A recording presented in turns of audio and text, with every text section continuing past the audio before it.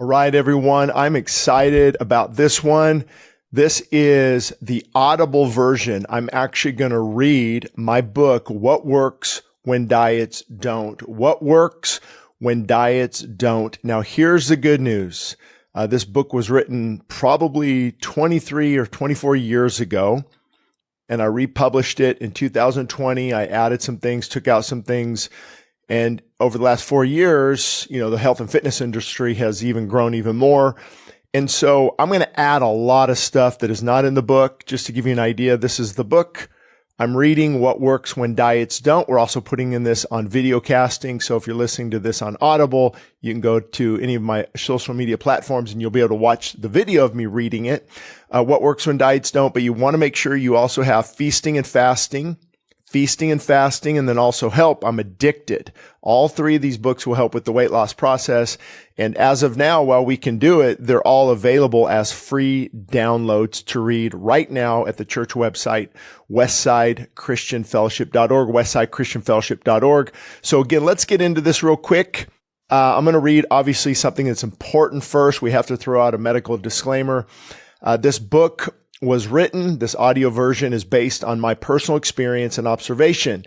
And it is with that understanding that you are listening and reading, or if you're reading the resource, that as well, reading or listening. If professional assistance other than what is provided is required, the services of a capable authority are recommended. As always, see your doctor first, because the publisher and the author are not responsible nor liable to any person with respect to damage caused indirectly or directly from the information provided in this book. Again, at the time of this writing, free downloads of my books are available at the church website. And a medical note, before beginning a weight loss program, it is recommended that you consult your doctor for a checkup because you may place a higher demand on your body than what you are accustomed to. And your current activity level, that might increase everything from blood pressure, hormone levels. Everything should be checked out by your doctor first. So I want to say this, though, a little note from the author. Again, I'm reading the manuscript now, but I'm also going to add in a lot of new stuff that's not in the book.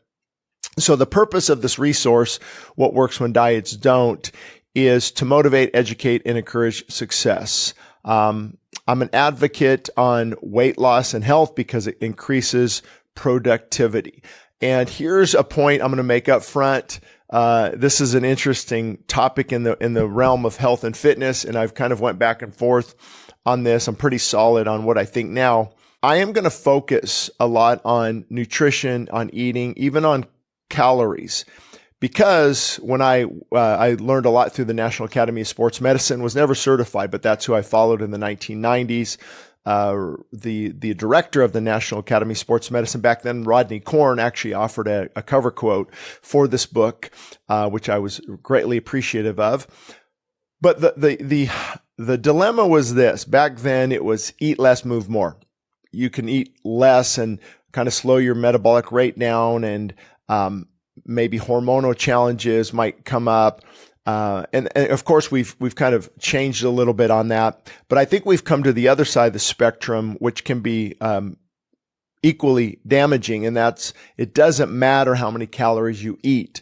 It has to do with your hormones, things such as insulin, or glucagon, insulin-like growth factor 1. I mean, all these different hormones, testosterone, do play a role in progesterone, estrogen, do play a role in weight loss and fat loss and fat accumulation. And so we can't discard that. But I'm back. Here I am 24 years later saying that caloric intake does matter. No matter hormonal levels, which are great, your genes, that definitely can play a role. They're studying epigenetics a lot right now and gene expression and how you can change that. So, let's say your predisposition to cancer. Well, genetics, genes, load the gun, but lifestyle pulls the trigger. And that's why lifestyle is so important. So I am back, and I'm going to use this angle, I'm back to the point of calories do matter. And of course, there's how a 300 calorie eggs and Ezekiel bread is compared to a 300 calorie Snickers bar, much different on the absorption rate of those nutrients and spiking insulin. And so, the type of calories do matter, I believe. But the end of the day, I think we're set on the body must burn more than it consumes in order to lose weight. And, like many of you've probably I followed a lot of people from Thomas DeLauer. And of course, I might be dating myself if you guys listen to this years later. Peter Attia, I read his books. Paul Saladino, of course. Dr. Huberman, Gary Brecka. Let's see who else. Of course, Ben Greenfield, and I just like to follow a lot of these people. Some of them I know, and I think at the end of the day, we're starting to realize that the amount of calories matters. And so I'm going to focus a little bit on that. And there's other doctors who say it doesn't matter, it has everything to do with hormones. And they're partially right, because hormones, if your hormonal levels are good and you're operating efficiently, your body is going to really burn and utilize that fat differently. But let's just stick to the calories for now, the calorie concept of you've got to burn more. That's why 10,000 steps a day. That's why people are looking at their iWatch trying to get 10,000 steps a day in, and not easy. I'm thinking it's 4.5, 5 miles. So again, this book was first published in 2001. And in this opening part, I'm going to give you some helpful tips. So don't worry about that. We're going to get into each chapter as well. So the book was first published in 2001. It was republished in 2020 with minor changes and updates to the original information. And I expanded on some things as well. And then right now in 2024, I'm going to actually add more things and clarify more things. Because there's a lot of things coming out in the last 4 years. You probably heard things like mTOR. What is mTOR? Mammalian target of rapamycin. And in the cell, there's complex 1, complex 2. And how does that work with growth and cancer and IGF-1, that hormone, the pathway through mTOR, and autophagy and apoptosis and brain-derived neurotropic factor, and a lot of these things that we didn't know 5 years ago. So I do want to let you know and conclude with this in the section. I want to thank my mom, Diane Idleman, because she painstakingly edited this book back in 2001. And she passed away 4 years ago, but still want to honor her 1,000 times over. And of course, thank you to my wife, Morgan. We married after this book was released in 2002. So she was there looking at the manuscript and saw me go through everything and was very patient through the process, which it was a process. So let's get into what many of you are wanting to know. What works when diets don't? Let me just give you a brief history of myself. I'm not going to go into details. There's testimonies online. But in 1990s, I started working for what was then the fastest growing fitness company in the world, Family Fitness Centers. And I worked my way up as a manager, and then to a district manager. And we eventually merged with 24-Hour Nautilus and became 24-Hour Fitness, that is still around as of today. There's lots of others, fitness centers now, but that was probably one of the top ones back with Bally's. I think it was Bally's and LA Fitness. I haven't seen too many of those around lately. So that happened in the 1990s. God used those 8 years of, I managed a lot of people. I oversaw some big budgets. We looked into nutrition. I did study supplements, and we looked at, supplements, the fillers, the binders. Are they heated? Are they treated? How quick can they be absorbed in the gut? And so started to study supplements as well. And then God broke me and humbled me, and the prodigal son came home is truly what happened around 1999, 2000. I finally had to leave 24-Hour Fitness because it just wasn't going to work. And then there was just a journey of getting married, working in construction, working other jobs. I even got my real estate license for a short time, and then God called us to plant the church. And so during that time, I helped countless weight loss clients. I mean, we're talking I know I signed up well over 10,000 people, signed them up. And then I helped a lot of weight loss clients over that time. And so there was a consistent pattern of what works, what doesn't, and why. And that's what I want to share with you. Because the diet industry, first and foremost, it's a billion-dollar industry above. And so many times they're not really focused on helping the individual. They're trying to sell products. And when it comes to supplements, I'll talk about that. I think, I've kind of changed. I used to take a lot of supplements. I still have a lot of supplements at home because it gets, there's so many things out there. How much vitamin E, how much vitamin D? Am I taking vitamin K? Am I supplementing with coenzymes? What about resveratrol? What about, DAC, this popular DAC or NAC, or all these doctors promoting this. And we've got, now peptides are coming into the mix. And do I take glutamine or amino acids, essential amino acids? What about, what about, the creatine? That's been around a long time. It's basically a cell volumizer. It pumps some fluid into the cells. Lots of good studies out about that. And then there's a list of, from zinc to elderberry, echinacea, curcumin. There's a big list, and I've got, lots of supplements. Sometimes, and I'll get into that a little bit more, but I think you've got to be careful. I think we take too many supplements. If you're eating a really good diet with lots of God-given healthy food, you'll get a lot of that, but it's okay to supplement, as well. And so the supplement debate, there's so many different things out there, to boost natural testosterone. So what I would do when you're talking about supplements is I would look at what are you trying to accomplish, and then do some research. And I don't take supplements every day. It's too expensive. So maybe every other day, and kind of break it down every 2 days because of cost. And then, okay, if I want to build natural testosterone level, I think it's called Turkestan, I might add that with obviously the vitamin Ds, the vitamin E's, the vitamin K's, some of the essential some of the essential vitamins, possibly a perfect amino type where I've got all the essential aminos. So that's why supplements are hard, because there's tons of options out there. Depends your age. What are you trying to accomplish? Talking to your doctor and looking into it yourself. But I think we do take too many supplements, personally. So let's get started here. Many times the problem isn't that we raise our standard. It's that we lower it and we hit it. So here's the introduction. The D word. And again, I'm going to go off script a lot and add a lot of things to this manuscript.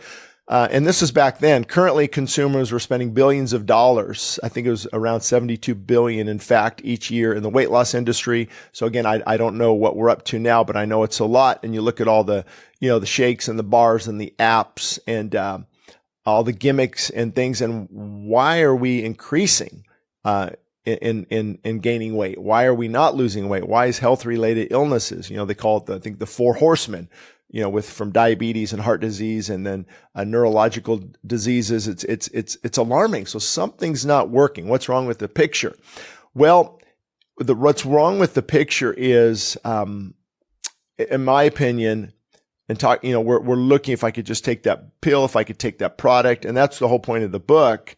The whole point of the book, What Works When Diets Don't, is a diet really sets you up for failure in this sense. Okay, I'm going to do this for 30 days or 60 days, and people do it, they work hard, and then a lot of times you've heard about the domino effect. They go back and gain the weight, and usually even more. A lot of times the reason they gain more weight back is because during the dieting, a muscle will be broken down. It's called gluconeogenesis. So your muscle will be broken down and converted to fuel. So let's say you lose, there's ways around that. It's hard to find that perfect balance of, I think the minimum amount of calories, you've got to have like 800 to 1,000 calories, pretty good amount of protein to at least hold that muscle during fasting and things like that, or dieting. But they'll lose the weight. Let's say they lose 30 pounds, but they've also lost some muscle. And because they are 30 pounds less too, their metabolic rate, the amount of calories they need has changed. And so they stop and they start eating exactly like they were eating.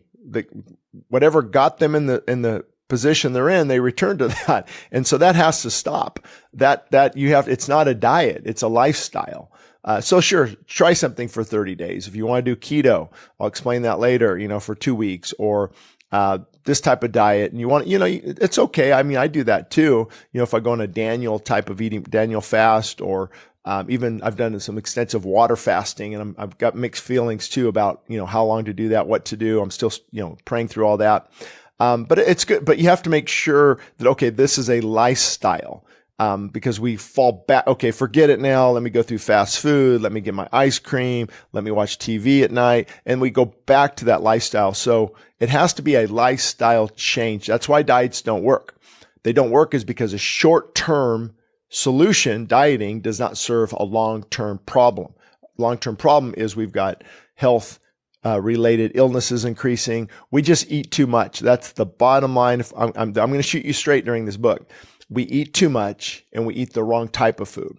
So, if I could really sum it up, if you want some help right now, eat God-given food in moderation and move more. That really it's biblical too. Moderation, you don't need to be full. You don't need to, my thing is always snacking. It's like, I just ate 2 hours ago. Why am I snacking? Why do I want chocolate? And so we've got to get back to just, Lord, help me eat whole life-giving food. And the more you eat, take a huge green salad that's got 15 different things in there, right? Mushrooms, tomatoes, cucumbers, carrots, cabbage, whatever. That life-giving food. I mean, you could technically eat as much of that salad. I mean, put some black beans if you want. Maybe I put some grilled chicken breast. You can eat as much of that as you want. You're going to lose weight. You're not going to gain weight. Why? Because very high in nutrients, low in calories. Of course, depending on what type of dressing you put on, you add tons of nuts and tons of beans, and you're going to get it really, really high in calories. So you have to be careful there. Also, quick note on salad dressing. I'll talk about this a lot more. Make sure you find something that is healthy. Avocado oil, cold pressed, olive oil. Did I say that? I just said that. Sorry. Yeah. Olive oil, the avocado oil. Oh, I think that's what I said. There's companies out there where there's no refined oils, the safflower, sunflower, the vegetable oils they're rancid. And so they put, I'm going to get into that in a little bit. They put all kinds of, they put chemicals to do this with the seed oils and to change the consistency and how the body responds, and the omega-3, omega-6, all these different things. So avoid seed oils. Do some natural salad dressing. That's a big deal. Makes a big difference, especially everywhere we eat. You can pretty much eating out you can know that it's seed oils. So that will get you started in the right direction. God-given food in moderation. And of course, you watch things like nuts and things like that, just huge salad, as much vegetables as you want, lots of some berries. And I'm not opposed to, I'll let you know up front, I'm not opposed to meat and dairy. If it's clean, if it's in moderation, if you can get raw, I'll pay more for a raw gallon of milk for my family at Sprouts or Whole Foods than, just pasteurized junk milk. That's at least expensive, but that's just a choice I've made. And the reason I've seen all the documentaries, I've listened to, all the different things out there. You've got one side, from the Esselstyn's to the, McDougall and Dr. Goldhammer at True North, and the fasting guys, and Dr. Furman, and, very, very good points. And if people want to do that, I'm all for it. But of course, then you have, a lot of the other guys I mentioned at the beginning of this audio here, who are definitely into meat and dairy. And the reason is, I think as we get older, I do think our protein need increases. And so that's what this side is kind of missing and a lot of those guys look frail, and, but they live long. So, and there are studies out there. You can look on your own. You can do this research on your own. A lot of where people live to be 100 years old. It's a very clean type of diet. You hear the Mediterranean diet. It's very clean, lots of olives and avocados and resveratrol and the grapes and salads and maybe a little bit of fish and stuff. And then you have others, some of the jungles in Africa, or you go to Australia, it's just lots of sweet potatoes and beans, and they live the Okinawa, Japan, lots of rice, and so there's a lot of support for whole plant-based foods. I'm not against that whatsoever. Of course, you have tribes that eat a lot of meat, as well, that they followed, and so I have to just what I do is I look at what the Bible says. The Bible says we are created to eat God-given fruits and vegetables from Genesis. Bottom line, that's how we were created. No, there's not even an argument in my mind for that. However, after the fall, after the flood, God says, okay, as I gave you all the greens, now I give you the beasts of the field. Now you are able to eat the animals. And that's where, of course, where the goat milk came, and they would kill animals, and God allowed that.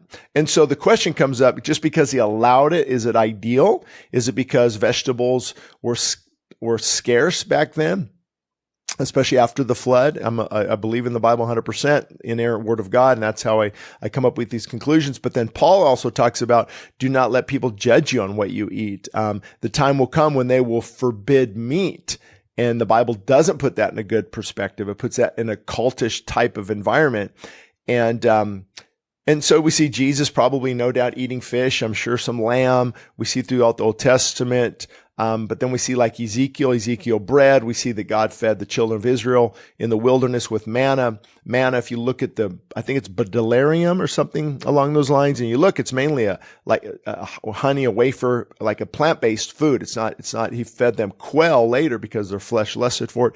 So, the debate will always go on. My personal opinion based on the Bible is God-given whole foods are primary. If you can just do that, you'd be going in a really good direction, for sure. Of course, you have to supplement if you don't have any meat and dairy because of certain supplements that are missing. And I don't know how that worked either, early in creation. How did we get some of the nutrients that are found more in meat and dairy?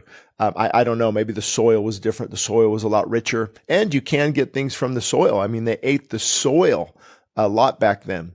It was on the fruits and the vegetables, not the fruits maybe, but on the vegetables. I'm sure they took in a lot more soil. They worked in the soil. They walked in the soil. And believe it or not, many of you have probably heard of rapamycin. It's a very interesting drug, but it actually comes from the soil of the dirt. Easter Island, I think they found it in 1970s. It's antifungal thing in the bacteria. There's a lot of good things, and you've heard of metformin for diabetes. That's found in the leaves of certain of things. So we see that God's creation is ideal, but that's why I can't totally get away from recommending raw dairy if you can find it in moderation. Some clean meat, of course, the red meat debate, the cholesterol debate. Your body makes cholesterol, whether you eat it or not. I know vegans with high cholesterol levels, and I don't think, HDL, LDL, the bad guy, LDL, the bad guy. The reason it's called the bad guy is because the LDL particles take the cholesterol to the damage and it repairs the damage. So it's not necessarily a bad guy. It's doing what God has designed us to do. Every cell in the body needs cholesterol. Every single cell. It's a wonderful nutrient, actually. And so the last couple of years they've got into, and I'm not going to get into it because I'm not an expert and I don't want to confuse people, but what really matters is the particle size. If you break down the particle size, AP little b and these different things, you can get your blood work done. You can have a doctor look at that knows what they're talking about. And that's why, cholesterol, I'm not, there's been times where I've eaten a few eggs every day and some chicken, and I'm not convicted that that's bad. However, there are times and seasons where I want to avoid meat and dairy and just focus on life-giving food. So you're going to have to take that to the Lord, because I think one problem is we try to tell people what to do. And the most confusing time in my life is when I try to listen to all these different voices and keto, carnivore, this, that. I mean, I don't think carnivore is good long-term, even though there are some health benefits I can explain later. Keto, long-term, I don't know if that's how we were created, but if it's something a diabetic wants to do for a few weeks, so take it to the Lord. I'm just going to tell you the facts about health and nutrition. If it were me, I would get my meals down to just 2 or 3 meals a day. I would avoid snacks. I wouldn't eat late at night. It can disrupt your sleep, different things. I would stop caffeine, just have a little bit in the morning if you have to have it. I still have a little caffeine in the morning, 4:35 a.m. And that's usually, hopefully, my last cup. If I have green tea, black tea, sometimes I have a little bit of organic coffee. Depending on just, again, where I'm at. So that will be a huge health tip. And then start getting in 10,000 steps a day if you can. Start with 5,000, start exercising. Because when you resistance train and you build, your muscle is built when we sleep. It takes the nutrients we eat and it responds and it begins to build. But I'm going to work out a lot different if somebody out differently if they're 55 versus 30. So again, the age matters, What are your goals? But that's going to help you get started is God-given food in moderation, move more. I would just get rid of all the junk for now. This is serious. This is serious business, folks. The cookies, the crackers, the chips, we can buy organic bunny crackers, organic Doritos, organic Fritos. Now that I've seen this healthier version of, I don't know, what are those chips called? They come in like a tube. I haven't had these things in a while. I forgot what they are, but many of you know, but there's a healthy version, but you look at the healthy version, it's just a lot of, you have to remember these carbohydrates, they're processed carbohydrates. They're going to spike your insulin level big time. So, and it's a processed food. So I would just remove those things. If you have to have a snack, maybe take an egg with some Ezekiel bread, mix it together, make some healthy French toast, put some Manuka honey on it. With some MCT oil, right there, 300 calories, very healthy. So we can be strategic, if we just be smart. And now at times when I go out to eat, I know people might think I'm weird, but that's okay. I'm trying to think long-term longevity. I'll probably already have some chicken made and some of my own salad dressing that's very healthy salad dressing. And then I'll just pour that, on this big salad I order at the place. I want to be strategic. I don't do that all the time, but I can tell when I eat better, I'm way, way more productive. I'm a better husband. I'm a better father. I'm a better pastor. And I'll be a better person reading this book to you. It does matter. So I'm excited to get into this. We're going to get into the 8 steps to success. We're going to get into more. Everything I just talked about, I'm going to dig even deeper, but I want to at least in this introduction of the D word, tell you why dieting doesn't work and tell you what you can start doing right now. Right now, everything I just said, take notes of that right now. Clean out the pantry, clean out the refrigerator, get things. And it's not as expensive as people think. I look for great deals. I just found a great deal on blueberries, organic blueberries, buy one, get one at half off. Or, normally they were, I don't know, let's say $5. Normally now they're $2.50, half price. And you find some turkey, ground turkey organic, it's half price. My daughter just found $10 huge thing of ground turkey. $10 was $1.99 because Sprouts was wanting to get rid of it. A big bag of organic beans that you can make. It's not expensive. If you look at how many times you go to Starbucks in a month, I bet you're well over $300, $200. So it's not about really, it is about, of course, cost, but it's how we spend our money, where we spend it that really makes the difference. So excited to get into this with you. Looking forward to chapter 1.